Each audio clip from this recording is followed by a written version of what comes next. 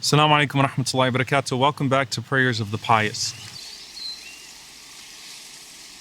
There's a story of a man in Sahih Muslim that you may have heard about, but I want to focus on one particular element of his story. The man's name is Üveys el-Karni. May Allah be pleased with him.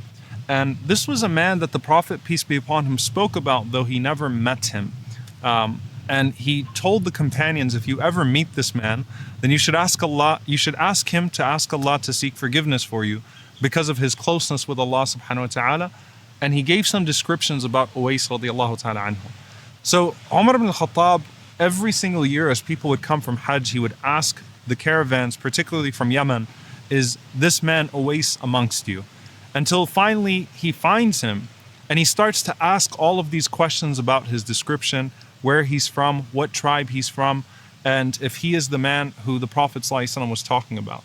The Prophet, peace be upon him, described his deeds, however, in two ways. He said that this man had leprosy, and he asked Allah subhanahu wa ta'ala to cure him from that leprosy except for the size of a coin, except for the size of a dirham. And this was a man that used to be generous or used to show extreme obedience or would show extreme obedience to his mother. And because of the obedience he showed to his mother, Allah subhanahu wa ta'ala honored him. And Umar radiallahu ta'ala anhu, after setting out and understanding who this man was and that it was indeed him, Umar radiallahu ta'ala anhu asked him and requested him to seek forgiveness from Allah subhanahu wa ta'ala for him. Usually with this narration, we focus on the mother part, on the fact that the greatest way to come close to Allah subhanahu wa ta'ala is to honor your parents. And Ibn Abbas radiallahu anhu said that I do not know of any action that brings a person closer to God than the honoring of one's mother. But I want to actually focus on the sentence before that doesn't usually get talked about in the explanation of the hadith and doesn't usually get talked about in the context of dua.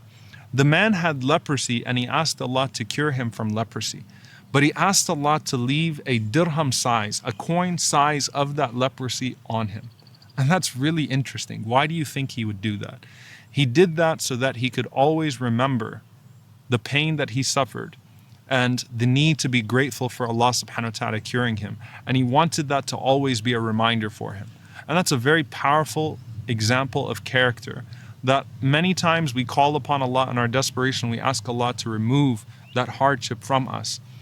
But as you know, and we make promises to Allah subhanahu wa ta'ala, but as soon as Allah removes that hardship from us and we make that promise to Allah subhanahu wa ta'ala, we become heedless once again and we forget not only the blessing of the removal of that hardship, but we forget the promises that we made to Allah subhanahu wa ta'ala. But this is an extraordinary lesson that when you're calling upon Allah subhanahu wa ta'ala and asking for Him to relieve you of a hardship, ask Allah to also maintain the lesson of that hardship for you, because the closest you are to Allah is often in your deepest moments of vulnerability and hardship, and you don't want that to leave you. Because many times when Allah subhanahu wa ta'ala takes something away from you, He gives you something better.